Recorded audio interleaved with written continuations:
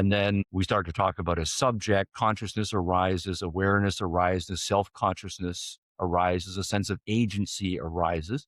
So the subject does develop and become contact. And then the interesting cognitive question, though, is how do we use those cognitive apparatuses that we have, our senses, our memory, our capacity for abstraction, for using language, logic, mathematics in such a way, such that, yes, we are cognitively active. We have a self, we have a subject, but we are maintaining the connection of what's going on inside the subject to reality.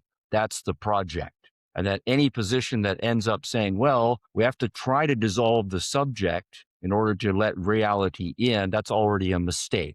And any position that also says, oh, we have a subject and it's operative, so therefore there's no way to get past the subject to get to reality, that's another mistake. But those mistakes, I think, come in very sophisticated form. And where we are right now is then in a broad three-way debate between, although I'm going to impose my labels on it now, what I think of as a strong intrinsicist position. Everything is on the object side, and we need to dissolve the subject to let the object speak, so that we can somehow have a mind meld with intrinsic reality. And that's what we're striving for. And I think that's a wrong standard, but I call that intrinsicism. Another side that says, no, reality is there, and we are responsive to it with our cognitive capacities. But we have to learn and be very careful in using our cognitive capacities in order to maintain a right relationship to reality cognitively.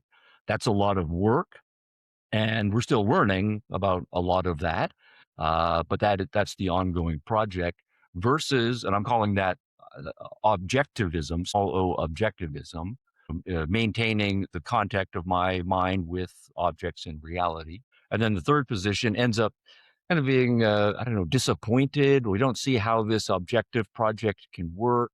And so we're just going to collapse into some sort of skeptical subjectivism and not even try to talk about truth and knowledge and facts anymore. So that's flying over the territory at a high level, like what I see as the three competing positions now.